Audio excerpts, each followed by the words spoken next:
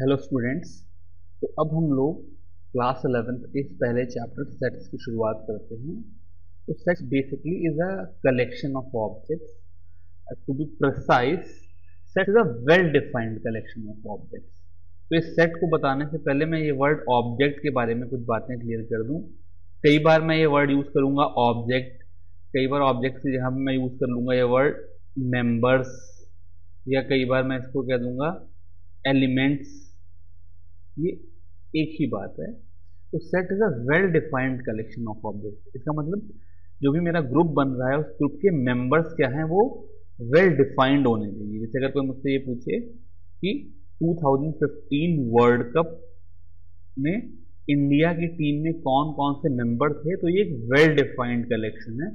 मुझे पता है कि महेंद्र सिंह धोनी इस टीम में थे और सचिन तेंदुलकर इस टीम में नहीं थे। तो यहाँ पर जो कलेक्शन है उसके किसी भी ऑब्जेक्ट को मैं उसके सामने रखूं तो मैं बता सकता हूँ क्या ये ऑब्जेक्ट इस सेट का मेंबर है या नहीं मेंबर है।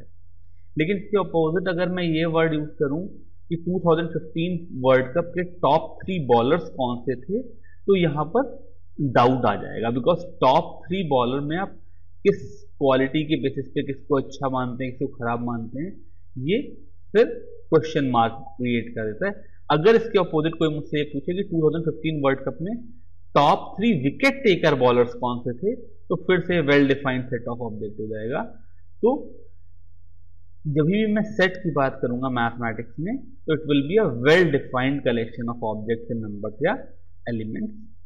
खैर ये वर्ल्ड कप की बात तो हो गई, लेकिन मैथमेटिक्स में यूज कुछ कॉमन सेट जो हैं उनमें सेट ऑफ नेचुरल नंबर है, इसको मैं कैपिटल एन से डिनोट करता हूँ। सेट ऑफ इंटीजर्स को कैपिटल जेड से डिनोट करता हूँ। सेट ऑफ रैशनल नंबर्स को कैपिटल क्यू से, सेट ऑफ रियल नंबर्स को आर से।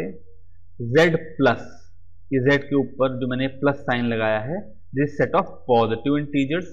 ऐसे ही Q plus is set of positive rational numbers और R plus is set of positive real numbers. ये नोटेशन आपको याद कर लेने, because through out the text book में भी और मैं भी बार बार इन सब चीज़ों को यूज करूंगा। कहीं पर होगा कि x is a member of z और मैं ये एज्यूम कर लूंगा कि इंटीजर है, और अगर आपको ये पता नहीं होगा तो आप ये एज्यूम नहीं कर पाओगे, फिर डाउट में पड़ जाओगे। This is one thing. Other thing is, अगर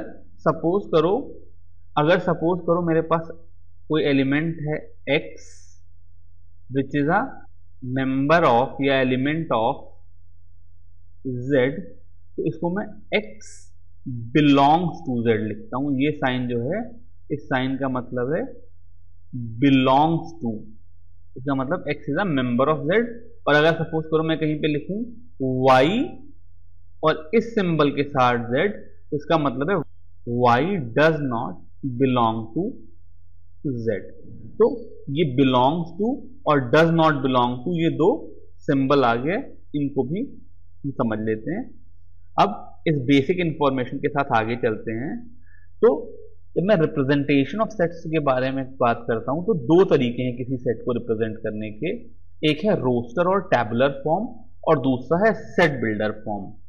रोस्टर फॉर्म या टेबुलर फॉर्म में क्या होता है, जितने भी मेरे एलिमेंट हैं उनको सबको मैं एक करली ब्रैकेट में लिख देता हूं। जैसे सपोज करो मेरे पास set of vowels in English language है, सपोज करो मैं इसको V से लिखूं, तो अगर मैं इसे रोस्टर फॉर्म या टेबुलर फॉर्म में लिख रहा हूं, तो मैं इसको A, E, I, O, U लिख दूंगा।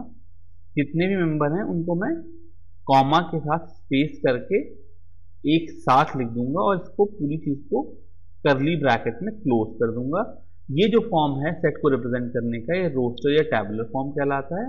और सेट बिल्डर फॉर्म में मैं इस सेट की डेफिनेशन लिख देता हूं। यानी अगर इसी सेट V को मैं दोबारा लिखना चाहूं, तो V is equal to curly bracket में x डबल डॉट। इस डबल डॉट का मतलब है such that V is equal to x such that x is a vowel in English language. तो ये जो करली ब्रैकेट होगा, ये जो तरीका है V को लिखने का या किसी सेट को लिखने का, ये सेट बिल्डर फॉर्म है। नॉर्मली अगर मेरे पास किसी चीज़ में 2, 3, 4 एलिमेंट होते हैं तो मैं उसको रोस्टर फॉर्म में लिखना प्रेफर करता हूँ, बिकॉज इतनी लंबी डेफिनेशन लिखना मुश्किल है, रोस्टर फॉर्म में लिखना आसान है। और सपोज करो मेरे पास कोई ऐसा सेट है जिसके 50 मेंबर हो, सपोज करो किसी ने कहा कि x इज इक्वल टू 1, 2, 3 और ऐसे लेकर के यहाँ पे 50 तक के सारे नंबर हों, तो ज़्यादा अच्छा है x is equal to small x such that x is a natural number less than 51। तो इस केस में सेट बिल्डर फॉर्म जो है वो रोस्टर फॉर्म से बेटर तरीका हो गया उन 50 एलिमेंट को एक साथ लिखने का। तो सबसे पहली एक्सरसाइज ही रोस्टर फॉर्म और सेट बिल्डर फॉर्म ऊपर ही बेस्ड है। तो एक एक करके देखते हैं कुछ एग्जाम्पल के थ्रू। मैंने कहा write the solution set of equation x square plus x minus 2 equal to 0 in roster form. तो सबसे पहले मुझे इसको क्वाड्रेटिक इक्वेशन के रूट निकालने होंगे, तो मैं यहाँ पर स्प्लिटिंग द मिडिल टर्म वाला तरीका यूज कर लूंगा। मैं x square plus x minus 2 को x square plus 2x minus x minus 2 कर लूंगा, will be x into x plus 2 minus 1 into x plus 2 equal to 0 है, equal to 0 which is x plus 2 x minus 1 equal to 0। तो यहाँ से जो इसका solution हो गया x is equal to minus 2, 1 हो गया। तो इस क्वेश्चन का आंसर हो जाएगा कि जिसका सोल्यूशन सेट है उसकी वैल्यू हो जाएगी -2, 1। अगले प्रॉब्लम में कह रहे हैं right the set x such that x is a positive integer and x square is less than 40। तो पॉजिटिव इंटीजर है, इसका मतलब 1 से शुरू होगा। इस सेट में मेरे पास 1 आ जाएगा, 2 आ जाएगा बिकॉज 2 स्क्वायर 4 होता है विच इज लेस देन 40, 3 आ जाएगा, 4 आ जाएगा, 5 आ जाएगा, 6 आ जाएगा। 6 का स्क्वायर भी 36 होता है विच इज लेस देन 40। लेकिन अब 7, 8, 9, 10 जो आगे के पॉजिटिव इंटीजर्स हैं वो मैं नहीं ले सकता हूँ बिकॉज उनके लिए x square is greater than 40। तो इस क्वेश्चन का आंसर ये सेट है जिसमें 1 से लेकर के 6 तक के पॉजिटिव इंटीजर आ गया। ये थर्ड एग्जाम्पल इसमें कि उन्होंने मुझे एक सेट दे दिया A which is 1, 4, 9, 16, 25 dot dot dot in set builder forms.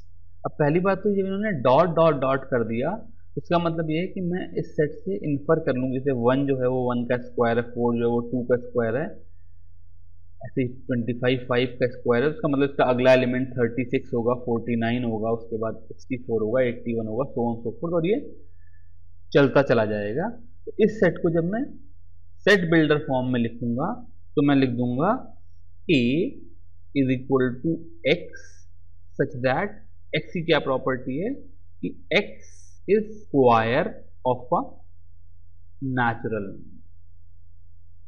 अब ये जितने भी एलिमेंट हैं तो किसी न किसी नेचुरल नंबर के स्क्वायर हैं, तो ये A को बिलोंग करेंगे और ये इस रोस्टर फॉर्म को सेट बिल्डर फॉर्म में हमने कन्वर्ट कर दिया। इसी तरीके से दूसरा एग्जांपल है, यहाँ पर राइट द सेट, और सेट के एलिमेंट है हाफ, 2/3, 3/4, 4/5, 5/6 और 6/7 in the set builder form. तो अगर मैं इसको ध्यान से देखूं तो मुझे इन सारे एलिमेंट्स के लिए कॉमन डेफिनेशन निकालनी है। तो 1, 4, 9 वाली चीजें तो किसी नेचुरल नंबर का स्क्वायर है वो मुझे डायरेक्टली दिख गया था। ऐसे मुझे सोचना पड़ेगा कि इन सारे एलिमेंट्स में क्या कॉमन फीचर है। यहां पर मैं कह सकता हूं कि ये जो सेट है this is same as a set which contains x such that x is equal to n upon n plus 1, because यहाँ पे 1 अपॉन 1 प्लस 1 है, ये नंबर जो है वो 2 अपॉन 2 प्लस 1 है, ये नंबर 3 अपॉन 3 प्लस 1 है, और ऐसे ये नंबर 6 अपॉन 6 प्लस 1 है, such that x is equal to n upon n plus 1 where, लेकिन n की वैल्यू तो कुछ भी हो सकती है, तो मुझे n के ऊपर कंस्ट्रेंट लगाने पड़ेंगे। मुझे कहना पड़ेगा where n is a natural number less than 7। इसको लेस देन इक्वल टू 6 भी लिख सकता था, पर लेस देन 7 भी लिखूं तो कोई गलत नहीं है। इसका मतलब मेरे पास वो सारे नेचुरल नंबर जो 7 से छोटे हैं, विच इज 1 से लेकर के 6 तक के नेचुरल नंबर, उनके लिए n अपॉन n प्लस 1 का जो फॉर्म है ये x को रिप्रेजेंट करता है। ये इस रोस्टर फॉर्म को मैंने सेट बिल्डर फॉर्म में लिख दिया। अब इस एग्जाम्पल में देखें तो मेरे पास लेफ्ट हैंड साइड पे 4 सेट हैं जो कि रोस्टर फॉर्म में गिवन है, और राइट हैंड साइड पे 4 सेट हैं जो कि सेट बिल्डर फॉर्म में गिवन है, और मुझे लेफ्ट हैंड साइड के सेट्स को राइट हैंड साइड से मैच करना है। जो पहला ऑप्शन है उसमें PRINCAL ये अल्फाबेट्स का सेट है, तो अगर मैं राइट हैंड साइड पे देखूं तो A, B और C ये तीनों तो इंटीजर के ही सेट है, तो इसलिए पहले का आंसर D होगा। तो फर्स्ट का D हो गया, बिकॉज यहां पर X is letter of the word principle. तो प्रिंसिपल के जो लेटर्स हैं उसमें PRINC, अब दोबारा आई लिखने की जरूरत नहीं हुई, पहले आ चुका है, दोबारा P लिखने की जरूरत नहीं हुई, पहले आ चुका है, A और L। तो ये प्रिंसिपल के जितने अल्फाबेट्स हैं वो यहां पर आ गए।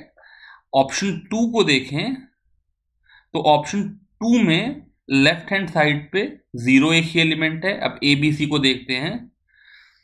A is X is a positive integer and is a divisor of 18, तो 1 होगा, 2 होगा, तो ये नहीं है। B is X is an integer and X square minus 9 is 0, तो यहाँ पर प्लस माइनस 3 होगा, ये भी नहीं है। And C is X is an integer and X plus 1 is equal to 1, तो अगर X प्लस 1 की वैल्यू 1 हुई तो X की वैल्यू 0 ही होगी। तो इसका मतलब सेकेंड का ऑप्शन C है। थर्ड को देखते हैं।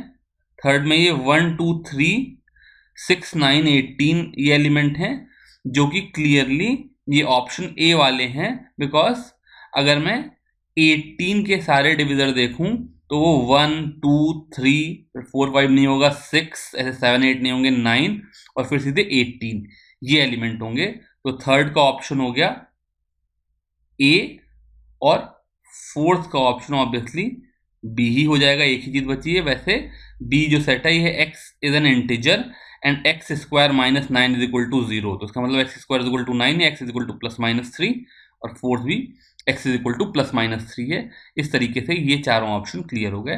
With this we finish all the examples of this exercise. अब आराम से एक्सरसाइज करो। Thank you.